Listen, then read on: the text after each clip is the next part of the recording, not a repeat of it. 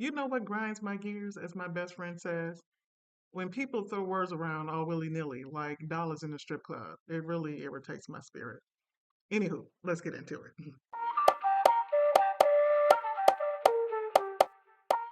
Y'all, I want to talk about the word liberation. Because if we're going to keep using it, we're going to keep throwing it around, I want to make sure we all know what we mean when we're saying it. And I'm not talking about a feeling, I'm talking about a condition, a state of being that can be measured by how much agency a person actually has over their body, their labor, their relationships, and their time. So let's get into some etymology. Y'all know I love words, okay? So the word liberation comes from the Latin liberare, and I'm probably mispronouncing that, but it means to set free. And that word liber also meant a free person. So liberation at its root isn't just about being released from something, it's about being recognized as someone, fully human and fully autonomous. Historically, liberation has always existed in tension with control. And you can track in every moment abolition, decolonization, women's rights, queer rights, disabilities rights. Each one has asked a version of the same question: who gets to decide what freedom looks like? Who gets left out of it? In this political movement, liberation is under pressure. It's under a fucking attack. We're watching laws roll back all type of stuff, such as reproductive rights. We're watching trans bodies get legislated. We're watching book bans and curriculum censorship and surveillance wrapped in this language of this is for your own good. This is about safety. So the word still matters, but its practice has evolved. Liberation today means maintaining internal and communal autonomy when external systems are heightening its control. It's not about pretending we're unaffected and we're going on a break or we're not going to be bothered, because we don't have the luxury of that. It's about building internal structures that can't be easily colonized. That's our ethics, boundaries, and our ability to choose how we relate, touch, and express. At the top layer are structures. We have racism and patriarchy and capitalism. These aren't just ideas, right? They're operating systems that decide who gets to rest, who gets to be safe, and who gets to belong and where. Racism extracts value from blackness while policing black bodies, and patriarchy rewards domination and it punishes vulnerability. Capitalism turns both of those into profit by keeping people what? Overworked, underpaid, and constantly performing productivity to prove their worth. And together, you create a loop that says you are only valuable if you produce, if you please me, or if you provide a service. And it must look like how I want it to look. Otherwise, you're expendable. That belief is the opposite of what liberation is. And it's baked into every institution. It's in our healthcare, in our education, our religion, even wellness and therapy spaces. When I talk about things like therapeutic BDSM or self reconciliation therapy, this is the context because you can't heal in a system that still depends on your exhaustion. The next layer is cultural. This is where control gets normalized. We are taught that compliance is maturity. You're supposed to just do what you're told, that obedience is safety, and that silence is grace. And sometimes it is. From childhood, most people have been rewarded for being agreeable and punished for having boundaries because you're a kid, stay in a child's place. So by the time we become adults, this body of ours, it associates authority with belonging, even when that authority has harmed us. You see it in how people respond to doctors, to teachers, to police, to pastors, and even to our therapists.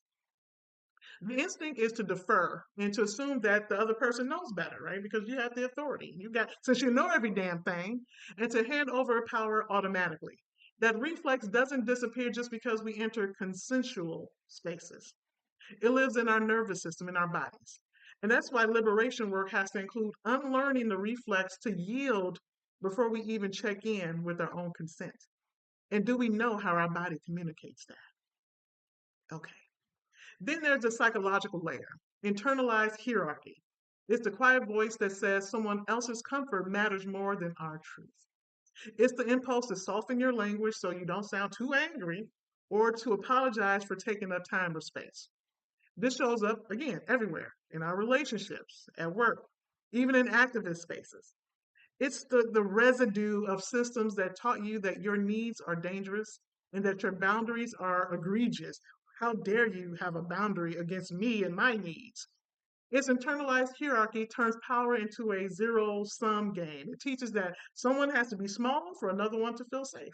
I got to be quiet in order for someone to be heard. I got to be dim so someone else can shine. And that belief is poison to liberation because liberation requires mutual capacity, not domination. And underneath all of that is the body, the somatic layer. This is where the training lives because bodies remember what kept them safe and what didn't. If compliance kept you alive, then your body learned that being still equals survival. Doing what you're told equals safety. If speaking up got you hurt or abandoned, your body learned that silence equals safety, that you need to shut the hell up. If your pleasure was shame, then you learned to reject your body before anyone else could. These are all reflexes. They're not flaws, there's nothing wrong. They're adaptations, right? They're intelligent. But they create a kind of muscle memory that resists freedom even when the mind wants it. That's why intellectual liberation isn't enough, because the body has its own history. And this is the point where kink becomes deeply relevant, because kink gives the body a place to relearn power under safe, structured, and consensual conditions. In a negotiated scene, you can practice saying yes and feeling it honored. You could practice saying no and having that no respected. You can feel intensity and discover that it doesn't mean harm, that you can experience intensity and still be okay. You can surrender and still stay in choice. You can choose.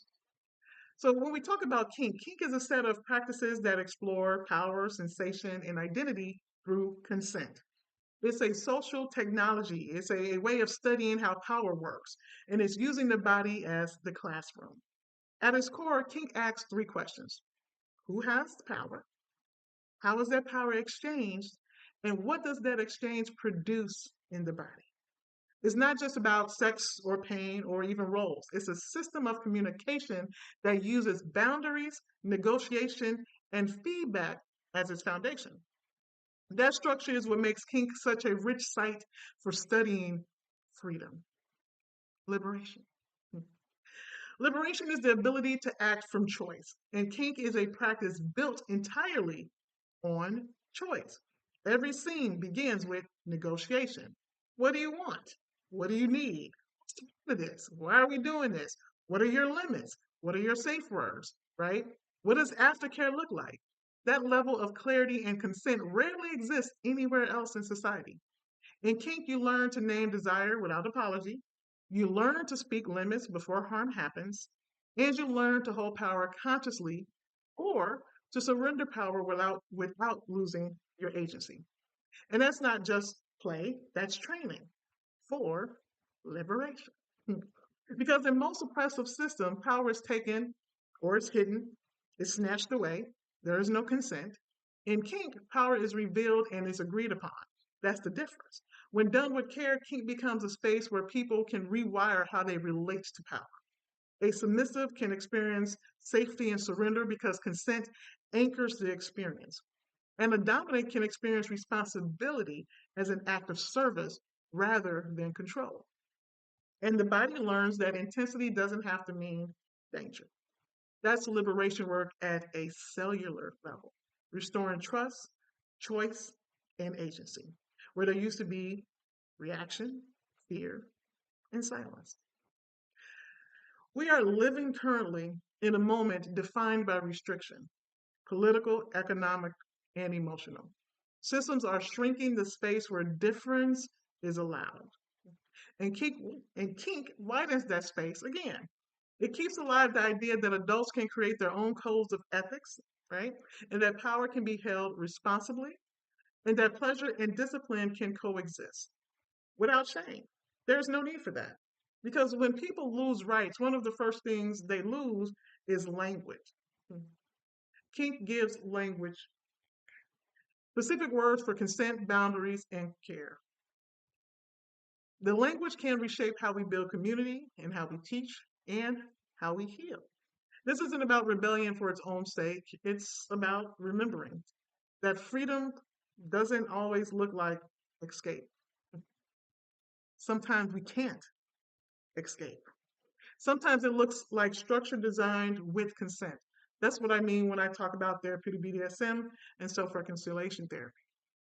They're frameworks that treat power as something to be studied and used with integrity, not feared or denied. Again, liberation isn't a feeling of lightness, it's a practice of responsibility. It asks you to know your power and to use it with intention and to make room for others to do the same.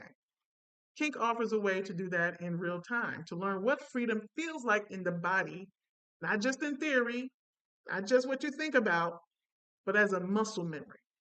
And in a climate where control is marketed as safety, practicing freedom intentionally, ethically, and embodied is radical.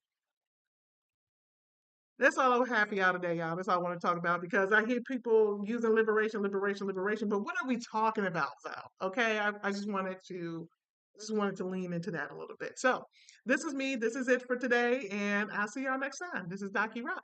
Oh, before you leave, do the things right. Share, like, comment, all of that, and I'll see y'all what next time. Peace.